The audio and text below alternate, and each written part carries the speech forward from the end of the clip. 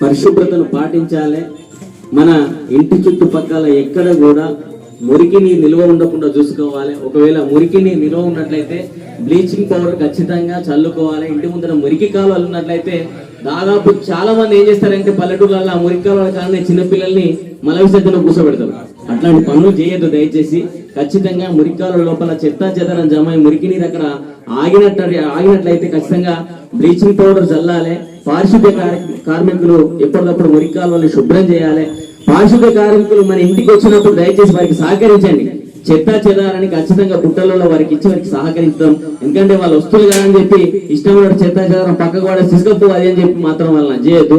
ఎందుకంటే మన ఆరోగ్యం బాగుండాలని కోరుకునే వాళ్ళ లోపల ఏఎన్ఎంఎల్ వర్కర్లు అందరూ ఎలాగైతే పనిచేస్తున్నారో అట్లనే కూడా పారిశుద్ధ్య కార్మికులు కూడా మన కోసం పనిచేస్తున్నారు. కాబట్టి వారిని కూడా మనం గౌరవం ఇద్దాం, వాళ్ళని గౌరవించుకుందాం.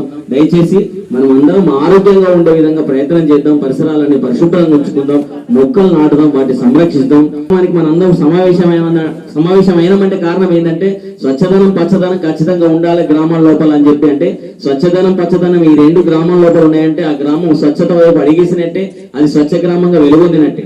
అవునా కాదు? స్వచ్ఛదనం పచ్చదనం ఖచ్చితంగా ప్రతి ఇంటిలో పాటించినట్లయితే స్వచ్ఛ గ్రామ పంచాయతీ. కాబట్టి దానికోసమే అందరూ అధికారులు అందరూ నడుము కట్టు ముందుకు వచ్చి పనిచేయడం జరుగుతుంది. వారందరికీ సహకరిస్తాం. ఎందుకంటే మన ఆరోగ్యం మన చేతుల్లో ఉంది, మన పిల్లల భవిష్యత్తు మన చేతుల్లో ఉంది. కాబట్టి ఫస్ట్ మనం ఆరోగ్యంగా ఉండే ప్రయత్నం చేద్దాం, పరిసరాలన్నీ పరిశుభ్రంగా ఉంచుకుందాం. ఈ కార్యక్రమానికి వచ్చిన పెద్దలందరికీ ప్రతి ఒక్కరికి పేరు పేరున నమస్కారాలు తెలియజేస్తున్నాం. ఎందుకంటే మాకు ఎవరు ఏంటిదని తెలియదు.